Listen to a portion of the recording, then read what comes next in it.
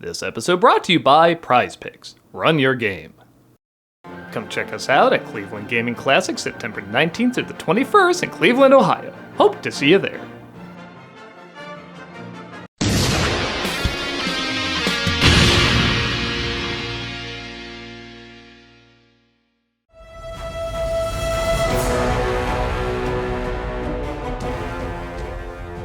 Don't worry, Princess Islandway. I'll rescue you. I don't need rescuing. I can save myself.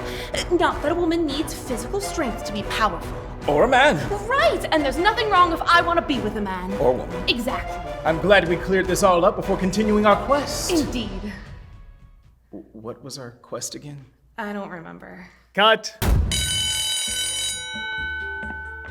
Critic, is there something wrong? Look, I'm flattered you call me in to be a consultant on your live-action Black Cauldron movie. Honestly, I think it's one of the few Disney films that should be remade. Never mind all that. Is there a problem with the checklist? No, though I'm surprised there actually is a checklist for these. It's very spelled out. Then what's the problem? Well, I thought you called me in so I could help make the movie much more like what made the book so popular. No. We brought you in so that the check boxes could only be half checked off. Yeah, I guess I'm not understanding why. Because our remake of Snow White backfired.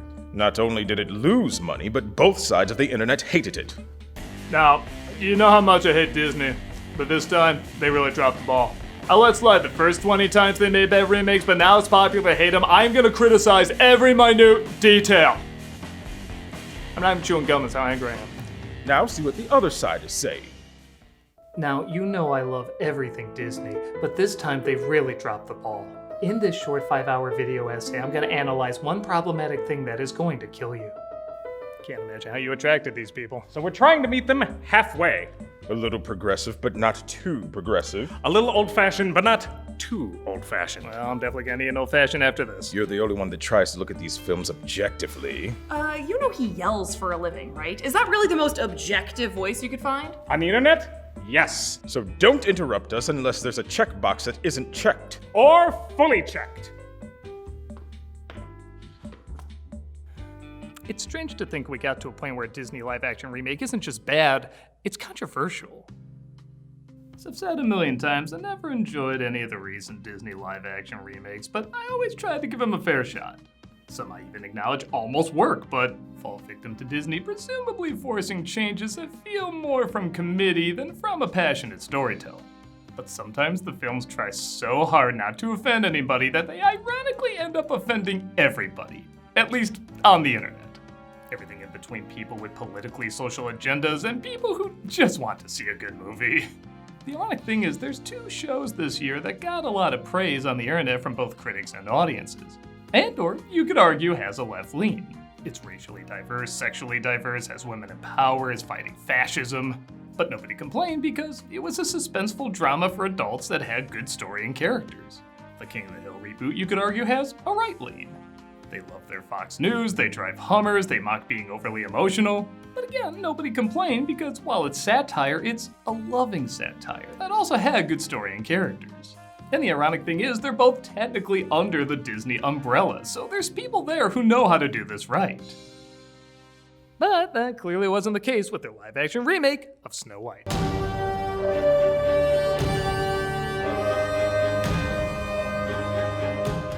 Even before it came out, this film was ready to be hated. This wasn't like Little Mermaid, where people got upset over the dumbest thing to get upset about, but afterwards were basically fine with it. This movie was equally hated before and after it came out.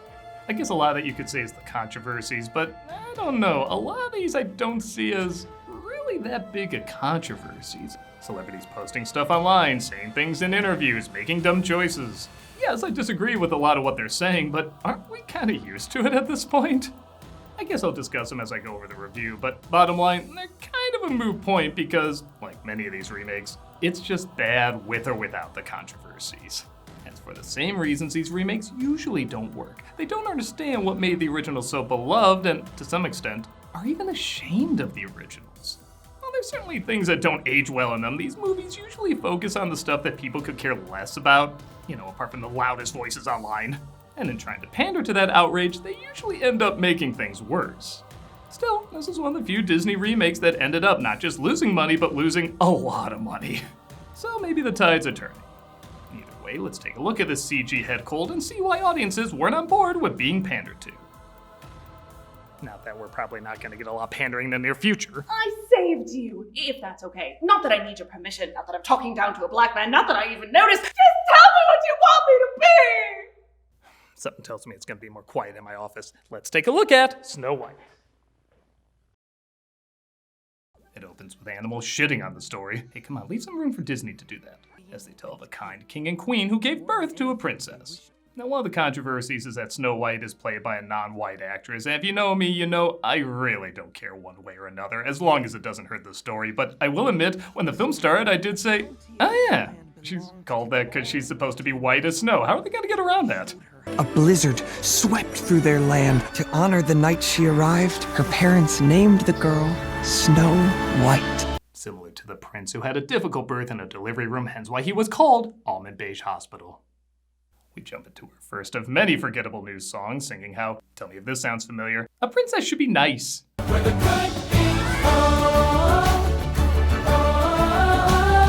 Yeah, isn't this basically what they've repeated over and over in the Cinderella remake? Have courage and be kind. These movies keep adding to girls how to be generically good short list. Courage, kindness, fearless, which is basically courage, fair, which is basically kindness, brave, which is basically courage again, and true. There, we got a new one, but Pinocchio already scarred that lesson into our childhood, so number 4 on a locket isn't gonna add that much. Where we plant a tender seed, trusting something good will grow. Alright, so far the songs are basically on par with that Brandy Cinderella TV movie that came out years ago. It's not bad, there's effort put into it, but for a production that's not a TV movie, but rather an over $200 million film, it comes across a little bit more like a stage show at Disneyland.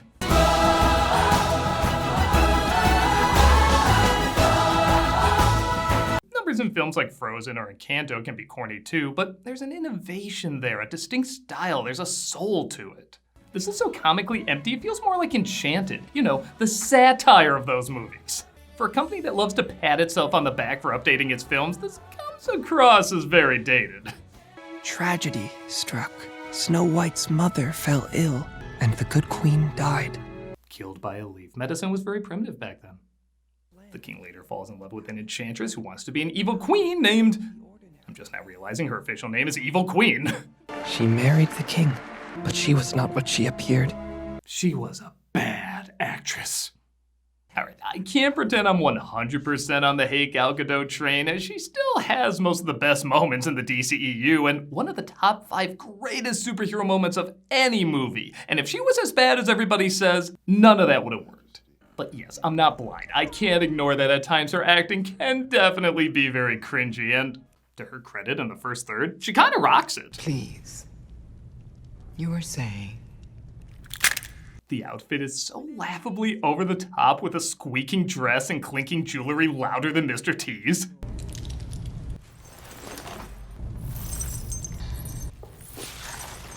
It's like a bell you put on a dog to hear him coming.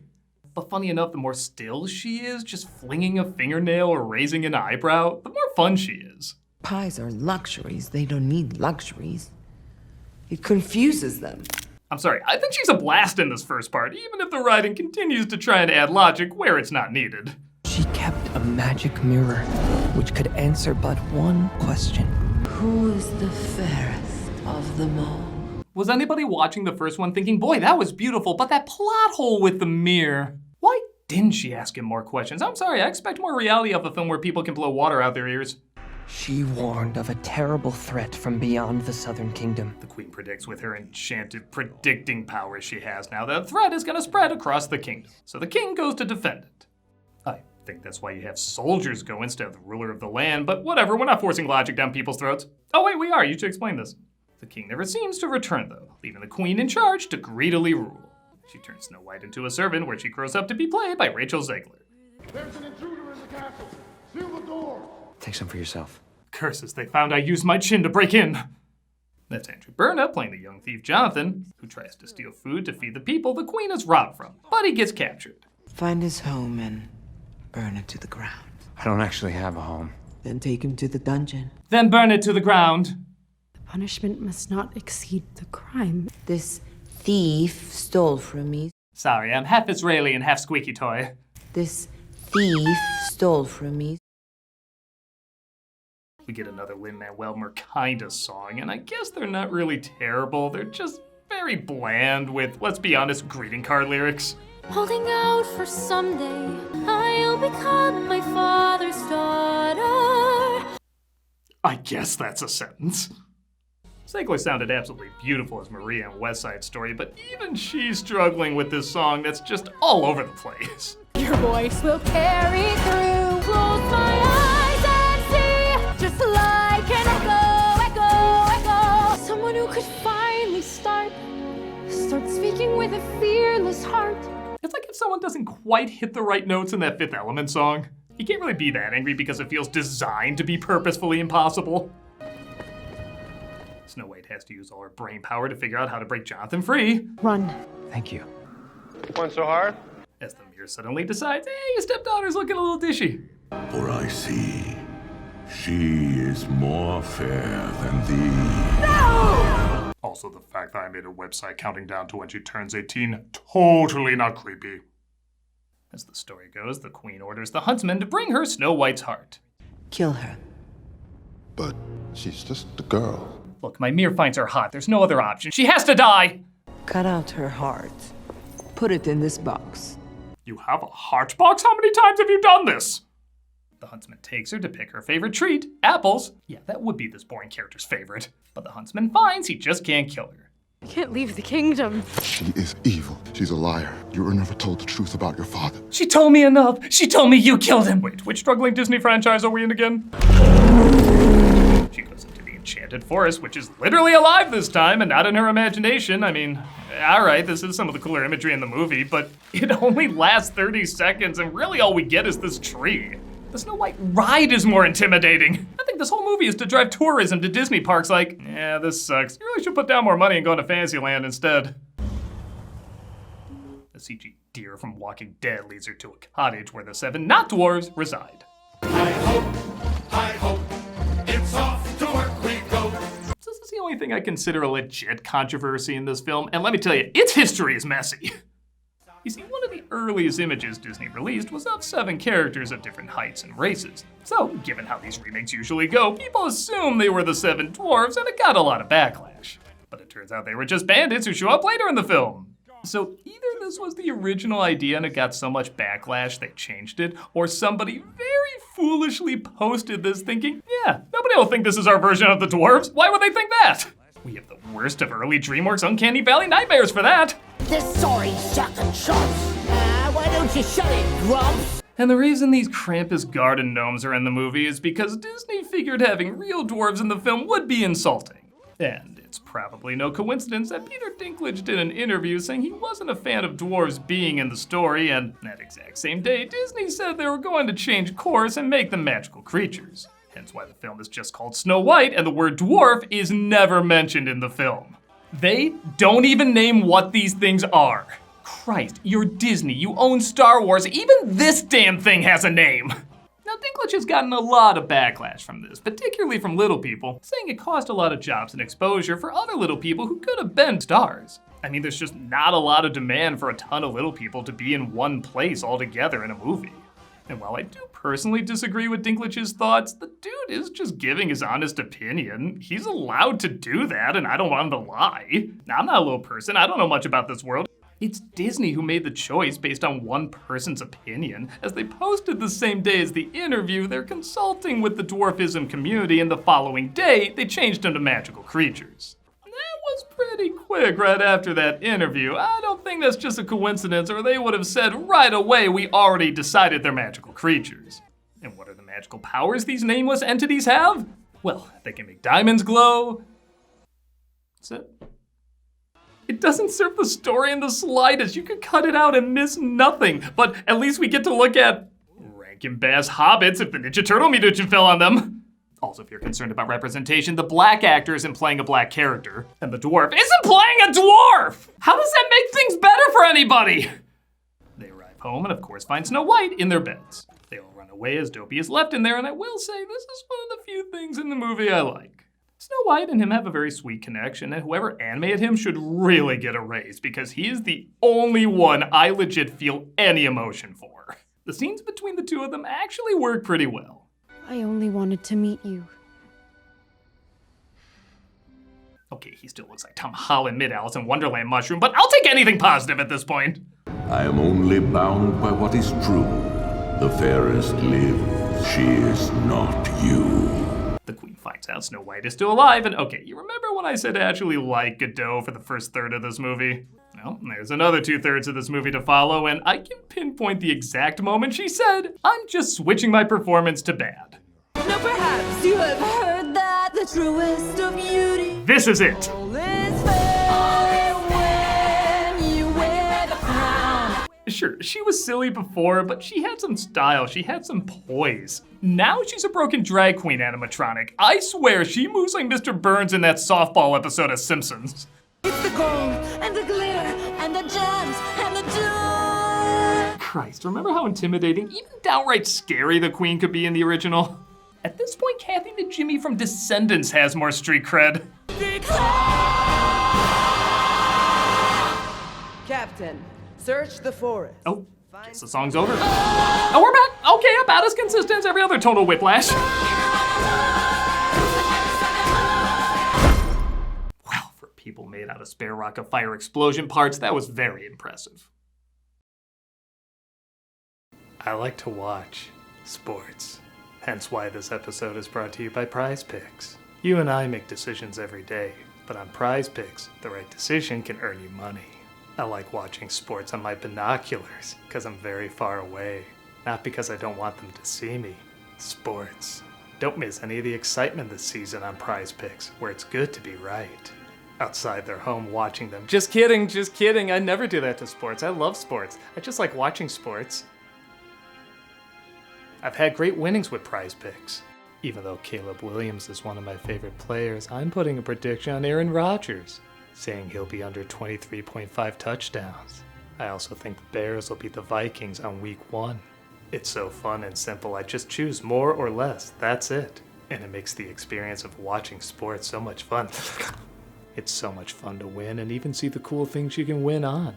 Like I won the hot dog eating contest last year with overs on both contestants.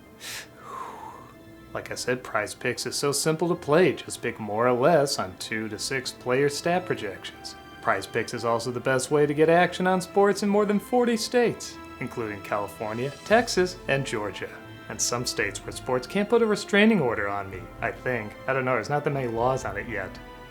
But might as well make some money while they're thinking about those laws. Just download the app today and use the code Nostalgia to get $50 in lineups after you play your first $5 lineup. That's code Nostalgia to get $50 in lineups after you play your first $5 lineup.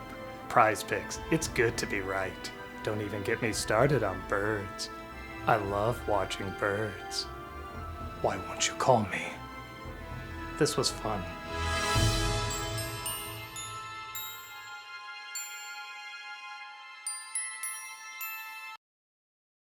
Come watch me play Final Fantasy VII Rebirth every Friday on Twitch. We also got other content during the week, so come check us out. The orc babies are still getting used to Snow White living with them, and hey, you know what's not funny? Laughing at characters who were clearly created to be funny. You know Dopey doesn't talk. Because he's a dope. Just because his name is Dopey doesn't mean he's actually a dope. I mean, Sneezy sneezes all the time, and Sleepy sleeps all the time, so I don't know how you came to that conclusion. What is the history of how they got their names anyway? Again, the original story wasn't designed for me to ask this, but since this movie wants to inject so much logical finger-wagging at me, were they born with these names, or did they assign them later? I mean, his ears are big, so maybe you can call him Earix if that's the name clearly everybody's using to describe these characters. Seems to me that everyone here could do a much better job at listening to one another. Snow White says no one should make fun of Dopey, but people with mood disorders, allergies, or narcolepsy, that's fine. And she encourages them to be nicer to one another and literally clean up their act. Whistle while you work. You'll get it. I guess another controversy is that Rachel Zegler said she wasn't a fan of the original movie because it wasn't progressive enough and has been more than outspoken on social media, to say the least. Again, I disagree a lot with what she said, but it just feels par the course for Hollywood at this point. Like, everything's political whether you want it to be or not. I'm not a fan of that, but it doesn't surprise me. If anything, acting really shocked and annoyed kind of feeds into what they're looking for. They want the publicity, they want the outrage, they want people to pick a side so that you'll see it whether you want to hate watch it or watch it for real. So removing all that and just going by her performance, she is pretty bland. And you feel like they're not listening to sense? Correct. I take your point, Mr. Grumpy. I do cut actors in these remakes a little slack because they have so little to work with outside of be a perfect role model. Even some of our best actors have been stripped of any charm working on these, and while she isn't the worst offender, she leaves little to no impression. Whistle while you work. Hey, you know who's not working? The freeloader we're letting stay here to protect her life. You want to help out supposed not spoiled royalty? Whistle while you work. I know, yeah. Don't the new songs totally gel with the old songs? Like there's not a 90-year gap between them? I wasn't a fan of Mary Poppins Returns, but I did acknowledge the songs did sound like something that would be out of the first one. The tone, the melodies, everything sounded very similar. The original Snow White songs are like catchy jingles. They're simple, but they're beautifully memorable. The new ones are so up and down and all over the place, it sounds like Wicked backwards. Whistle while you work. So I'm sticking to my plan of grabbing all I can instead of living in a fantasy. Hi-ho, it's home from work we go. To make your wish come true is let it go. They just don't match. Speaking of things that don't match, what do we segue to after the cute tidy up song? The Queen lied about my father. She lied about everything. What if he's still alive? Oh. Maybe we should have been focusing on that instead of the strange cleaning detour. See, these styles don't go! She decides to leave to find her father, of course bumping into Jonathan and his early 2000s hoodie. God, this is so timeless. Sounds an awful lot like Princess Problems. They sing in our new song, which again is corny, but I do remember being a little catchy. I'll give it credit for that. When we're introduced to the kind of dwarves, no, the other kind of dwarves, it's weird I have to make that distinction. A group of bandits working with Jonathan. Yeah, you know what I was thinking when I saw the original Snow White and the Seven Dwarfs? I wish there were 7 more characters I pointlessly had to remember. Don't worry, none of them are memorable, so they won't take up brain space. The guards find them and they have a little chase scene, but oh no, Jonathan gets shot. They take him to Doc to see if he can save his life, but sadly, he doesn't seem able to. I used the blast furnace to cut through the bedrock. I thought he was dead. Yay, randomness, let's celebrate!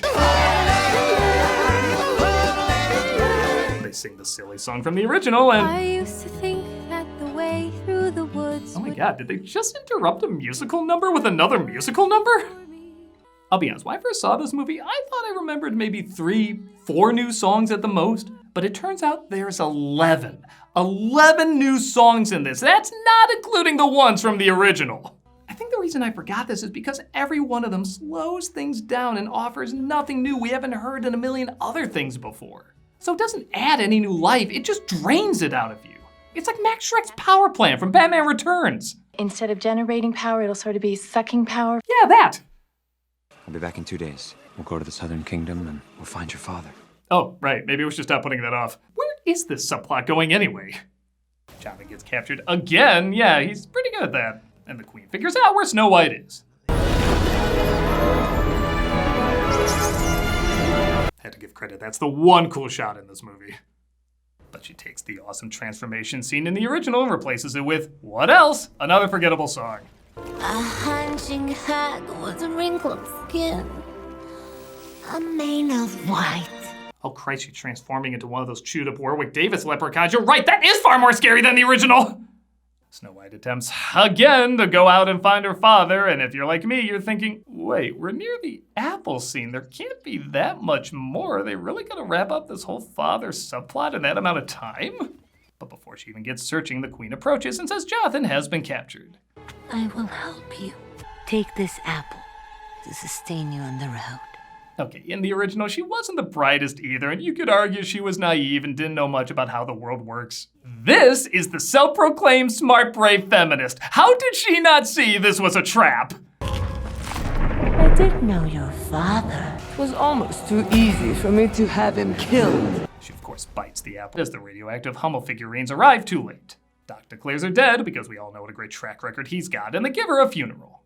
You, my queen, are fairest of all. Actually, someone 2 kingdoms down just got a little hotter. I was on the fence at first, but she's pretty smoking. Honestly, I don't know why you put so much stock in my opinion.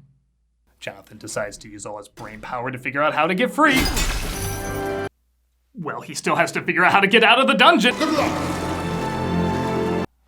I know I used this joke a few weeks ago, but... Holy shit, our security is atrocious. Yeah, I see why he keeps getting captured. It's like playing tag. You're gonna be out of it in like a minute. I'm so sorry. He makes it to Snow White, and it is funny for all the fuss people made about the kiss being non-consensual. Like, yeah, he should have just left her there to die. That would have been the ethical thing to do. I did laugh that they kept this scene in exactly as is. I honestly thought that weird scene where Doc accidentally brings someone back to life or didn't recognize he was dead, whatever, somehow that was gonna play a part in this, but no, you could cut that out and not miss a thing.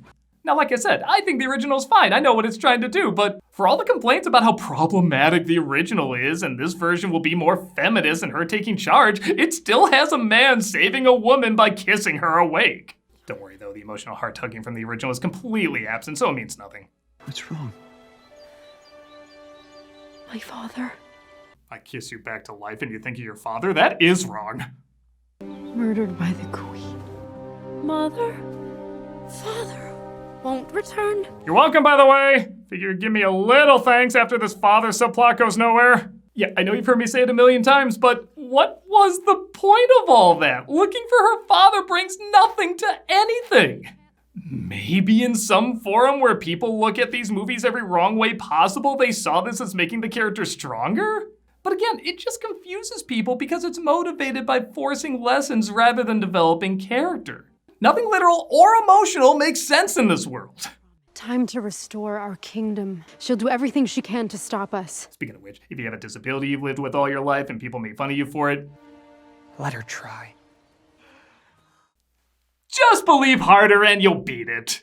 Aw, you're blind and can't see? Well, you just need to believe harder. That'll make your eyesight come back. Still can't see? Well, you just didn't believe hard enough. It's all on you. And look, I doubt this was the mindset while writing this. I mean, you look at the original stories with magic and fairy tales and everything, and Jiminy Cricket even at one point says wish upon a star is symbolic. It's not meant to be taken literally. It symbolizes faith, hope. So this is my personal wish for you.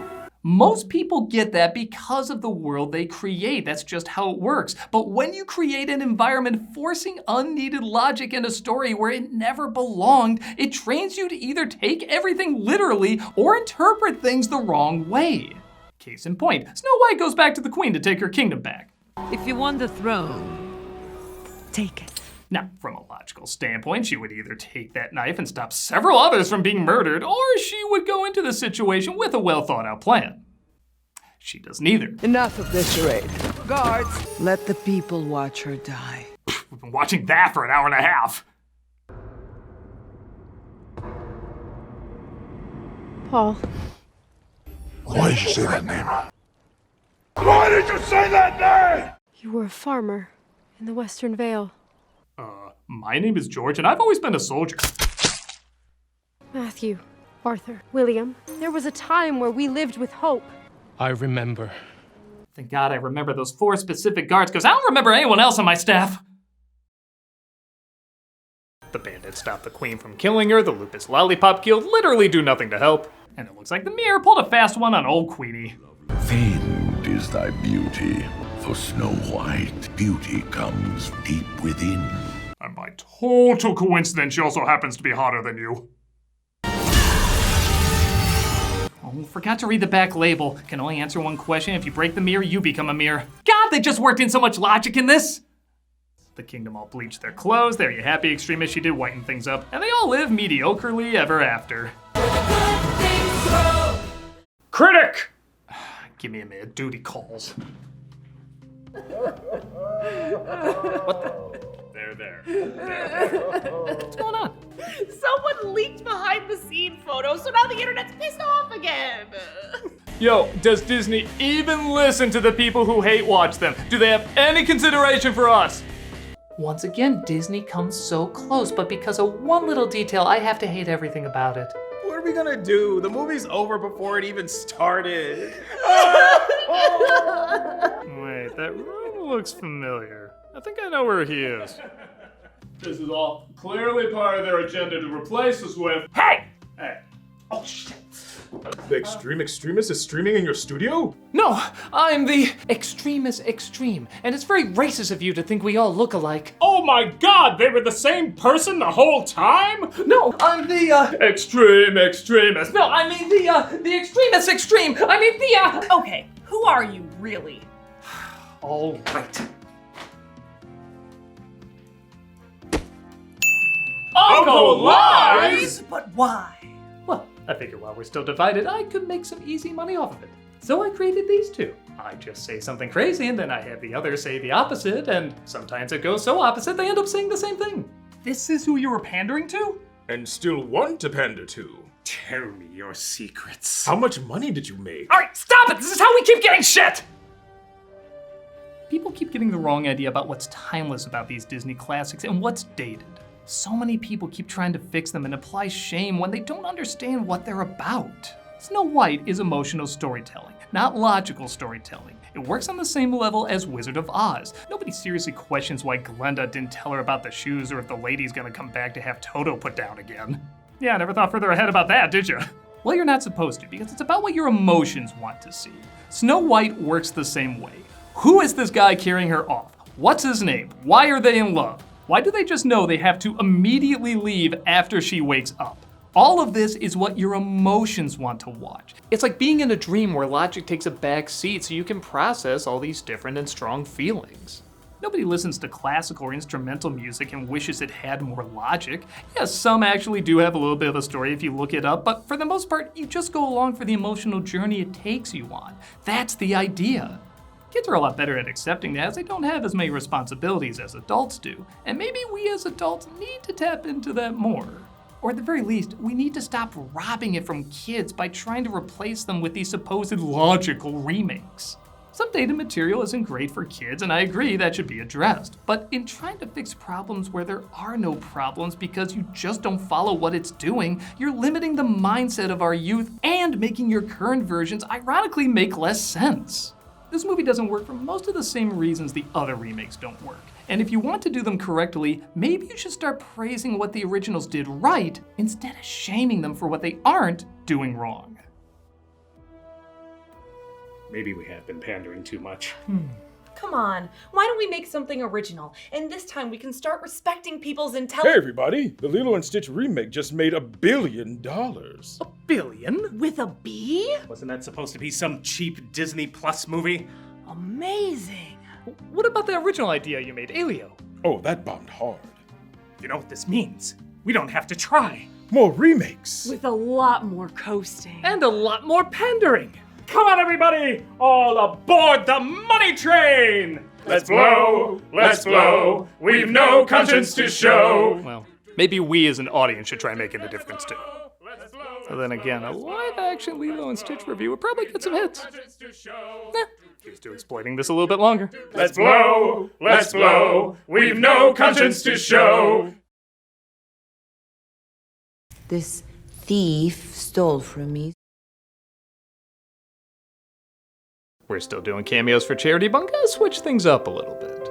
As many of you are probably aware, I got chronic fatigue syndrome about 1.5 years ago. It's still with me, and while it's not nearly as bad as what other people have, there's still very little known about it, not much research or anything, and it probably goes without saying it's really spiked after COVID. So rather than change up the charities every month, I think I'm just gonna give the money to one charity, Solve MECFS. There are so many people suffering greatly from this, and like I've said in the past, I'm not suffering nearly as bad as so many people out there, yet it's still getting in the way of how I live my usual life. So I can't even imagine what so many other people must be going through and the toll it must be taking on them. So if you want a video of me saying happy birthday or congrats, good luck or whatever, click on the link below and be giving to a good cause. If you're like, no, your face is a butt and I don't like you, well, consider giving to this wonderful organization anyway. Like I said, there's a lot of people suffering from this, and we don't really know the reason why. So maybe we can all come together and help them help many more.